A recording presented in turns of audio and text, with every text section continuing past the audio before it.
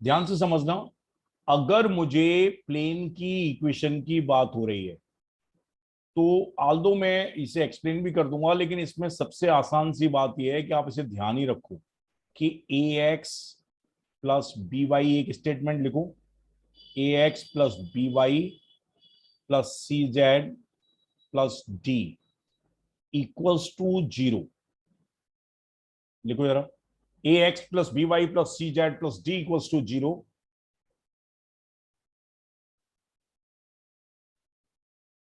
और represent the equation of plane, represent the equation of plane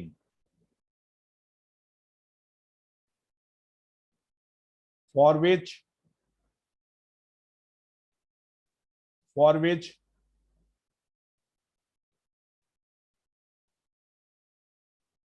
one of the DRs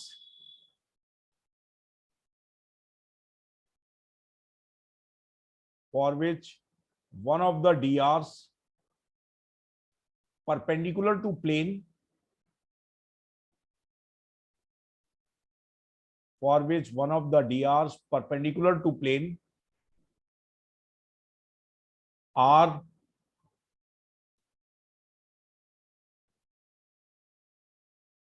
A comma B comma C, are A comma B comma C, or the vector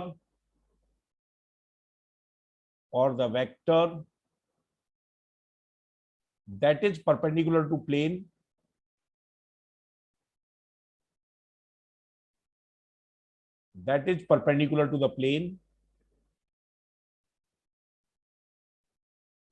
is AI plus BJ plus CK.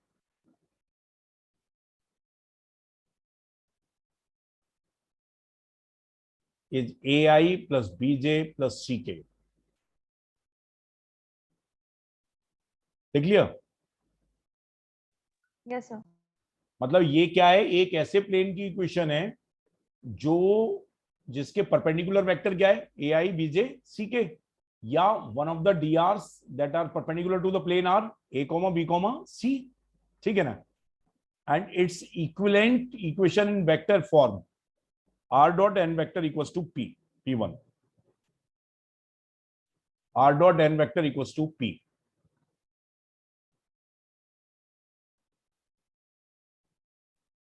लिख लिया? R dot n vector equals to p vector P.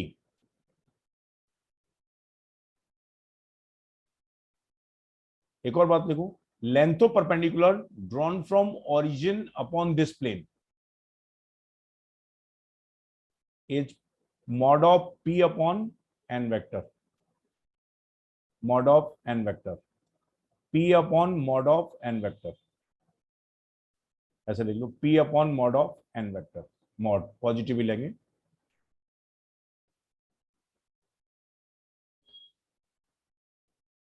लिख लिया? Yes sir. All concepts of, ऐसे लिखो एक इसमें, almost all concepts, ये बहुत काम की लाइन है, almost all concepts, almost all concepts that are valid for lines in 2D, that are valid for lines in 2D are valid for planes in 3D, are valid for planes in 3D।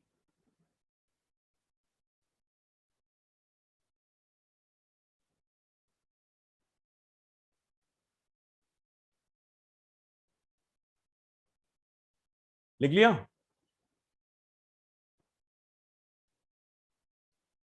Yes sir. Now अब ध्यान से सुनो, इसको पहले complete कर लेते हैं, फिर धीरे धीरे आगे बढ़ेंगे।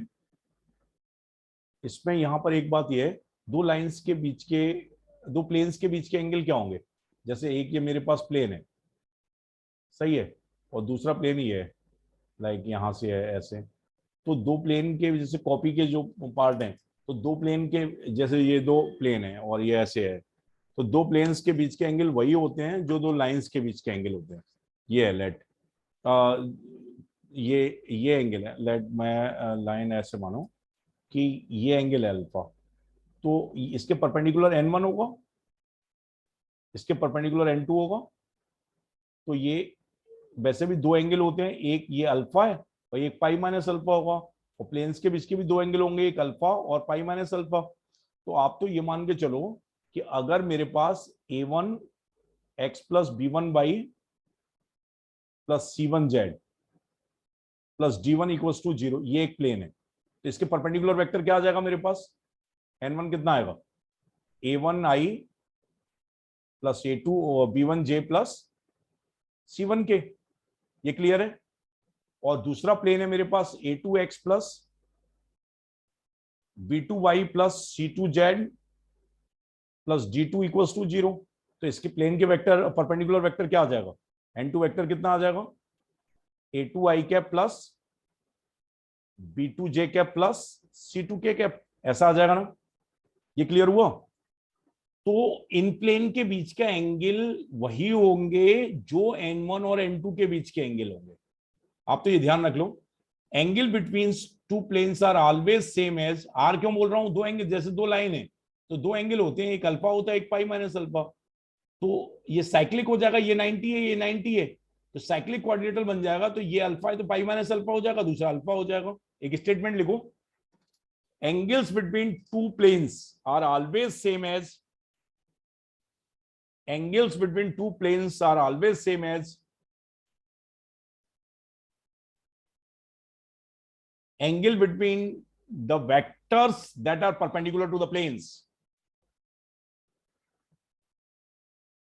Angle between the vectors that are perpendicular to the planes. Angle between the vectors that are perpendicular to the plane. ये क्लियर हुआ कि समझाना है, ध्यान से देखो जरा, इसको देखो कि जैसे ये यहां से परपेंडिकुलर आएगा एक लाइन, यहां से परपेंडिकुलर जाएगी, तो ये जो अल्फा है तो उनके n1 n2 के बीच के पाई माइनस अल्फा हो जाएगा, साइक्लिक क्वाड्रिलेटरल बन जाएगा कुछ। आप ऐसे देखिए कि लाइक जैसे ये जो लाइन है ऐसे जा रही है, ये लाइन ऑफ एक्शन है, ये n1 है ये n2 है, तो ये अगर एंगल अल्फा है तो ये पाई माइनस अल्फा, तो ये वाला एंगल अल्फा। ये क्लियर हो गया। Yes sir. तो दो प्लेन्स के बीच का एंगल अगर मुझे निकालना है तो सिंपल n1 और n2 के बीच का एंगल निकालना है। दो लाइंस के बीच का एंगल निकालना है तो लाइंस के पैरेलल वेक्टर्स के बीच का एंगल निकालना है। लाइन और प्लेन के बीच का एंगल निकालना है। देखो ध्यान से समझना, मेरे पास एक लाइन दी है r vector equals to a vector plus, काफी आसान है, रट्टा लगाने की जरूरत ही नहीं है, लैम्डा b वेक्टर। इसका मतलब क्या है, ये मेरे पास प्लेन है, सही है, और ये लाइन जा रही है, तो इनके बीच का एंगल क्या है, ये अल्फा है, सही है। तो लाइन और प्लेन के बीच का एंगल अगर ये बीटा है, ऐसे लिखो, if alpha is the angle between line and plane, if alpha is the angle between line and plane, then pi by 2 minus alpha, then pi by 2 minus alpha, beta की value कितनी आ जाएगी, pi by 2 minus alpha, then pi by 2 minus alpha is the angle between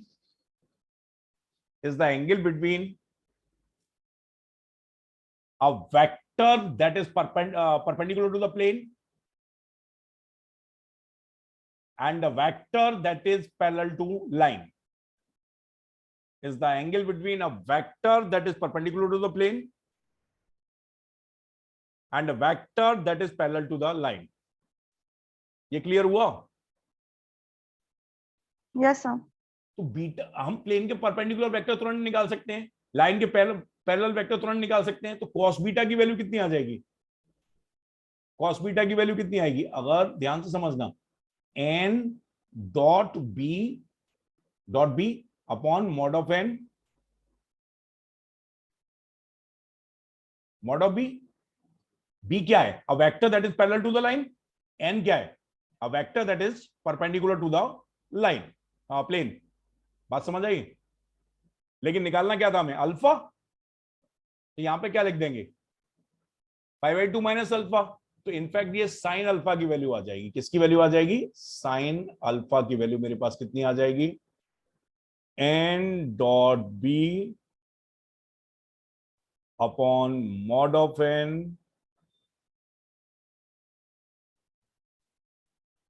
mod of B. ये clear हो गया? Angle between two lines, angle between two planes, angle between line and plane. Clear? Yes, sir. Very good.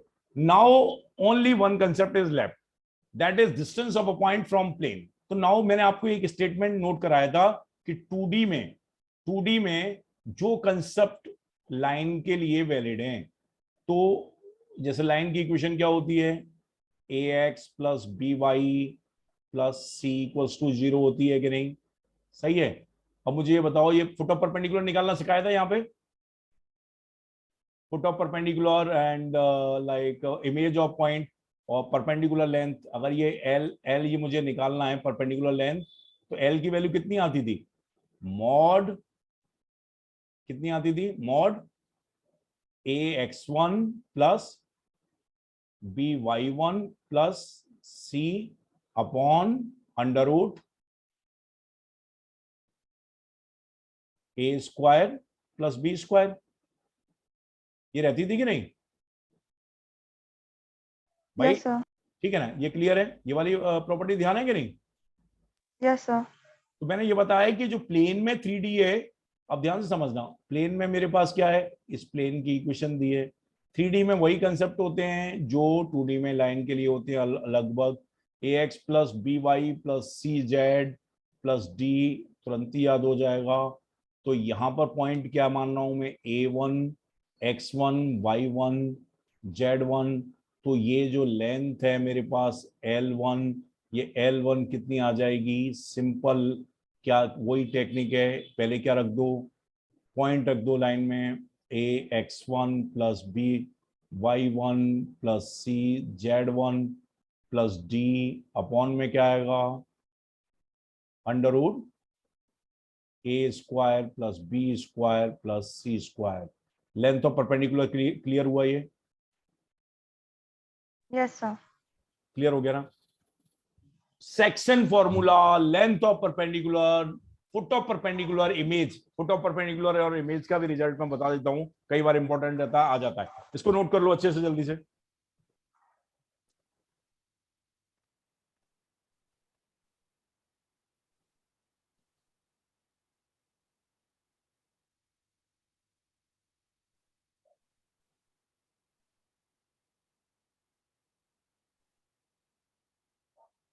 कर लिया? Yes, sir. अब मान लो मुझे 2D में भी याद हो जाएगा, यहां पर भी याद हो जाएगा। ध्यान से समझो, अगर मुझे फुट ऑफ परपेंडिकुलर और इमेज का रिजल्ट चाहिए था, तो ओनली एक ही अंतर था, x1 y1 है। ये प्लेन के लिए अपने आप लिखेंगे आप, ये ax plus B Y plus C equals to 0 है। और फुट ऑफ परपेंडिकुलर चाहिए, ये ए नॉट चाहिए, X not comma Y not. ध्यान रखना ये प्लेन में, लाइन में नहीं है, लाइन में अलग होता है। तो ये प्लेन में फुट ऑफ परपेंडिकुलर ये निकालना है, एक्स नॉट वाई नॉट। तो इसके लिए रिजल्ट क्या था? X naught minus x one upon a. इसको किसके बराबर कर देंगे? माइनस साइन लगाएंगे यहाँ, a x one plus B y one, ये तो फिक्स ही आएगी value, plus c upon under root नहीं लगाएंगे, a square plus B square. पहले इसकी वैल्यू निकालेंगे, इसमें ए का मल्टीप्लाई करेंगे और x1 ऐड कर देंगे, तो फुट ऑफ परपेंडिकुलर का x कोऑर्डिनेट आ जाएगा। और इसमें b का मल्टीप्लाई करेंगे और y1 इसकी वैल्यू निकालेंगे और b का मल्टीप्लाई कर देंगे, फिर y नॉट ऐड कर देंगे, तो वो फुट ऑफ परपेंडिकुलर का y कोऑर्डिनेट आ जाएगा। और अगर इमेज निकालनी है x2 कॉमा y2, तो उसमें ओनली चेंज क्या आएगा? x2 minus x1 upon a एकदम सेम रहेगा, बस यहां पर माइनस 2 टाइम्स इसका कर देंगे, a x1 plus b y1 plus c upon A square plus B square. और यहां पे किसके बराबर कर देंगे इसे? y2 minus y1 upon b। बात समझ आ गई? जल्दी से इसे लिखो और प्लेन के लिए अपने आप लिखना।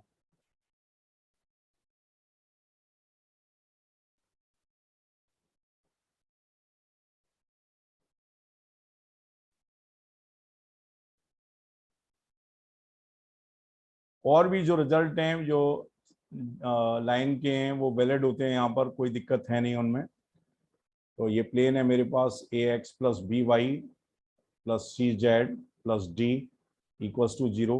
फुट ऑफ परपेंडिकुलर का मैं लिख देता हूं minus ax1 plus b y one plus c z one plus d upon ए square plus B square plus c square.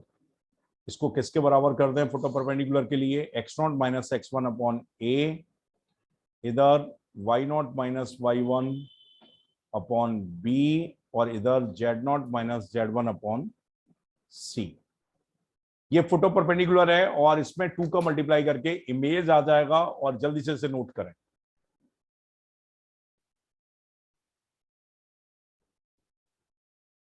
Note कर लिया? Yes, sir. इमेज का समझ आ गया? Yes, sir. ओवरऑल जो सिलेबस मेंशन है बोर्ड में, रिड्यूस सिलेबस है, उसको हम देखें तो यही है। देखिए, direction questions of a 2 point, direction questions and direction ratios of line joining 2 points, ये क्लियर है। x2 minus x1 upon mod of AB and y2 minus y1 upon mod of AB and z2 minus z1 upon mod of AB, and one of the DRs exactly clear है, कोई दिक्कत नहीं है। Cartesian and vector equation of line joining 2 points and line that is a point is given and a parallel vector to the line is given, clear है एकदम। Coplanar and skew lines के बीच की shortest distance का एक ही बात है कि projection of A1 A2 along the common normal gives us the shortest distance, either the lines are parallel or skew lines. If we are talking about the angle between two lines, it means we are talking about the angle between the vectors that are parallel to the lines. If we are talking about the angle between two planes, means the angle that are angle between two vectors that are perpendicular to the planes. If alpha is the angle between the lines and plane, then pi by 2 minus alpha is the angle between the vector that is parallel to the line or vector that is perpendicular to the plane. It means sin alpha is equals to n dot b upon mod of n mod of b. Distance of a point from a plane एक छोटी सी बात थी, ax1 plus by1 plus cz1 plus d upon mod of plus under upon under root a square plus b square plus c square। लेकिन 2D में जो line के concept हैं वो 3D में वैलिड होते हैं। तो लगभग ये कंसेप्चुअल पार्ट अपना कंप्लीट हो चुका है। ओके? Yes, sir.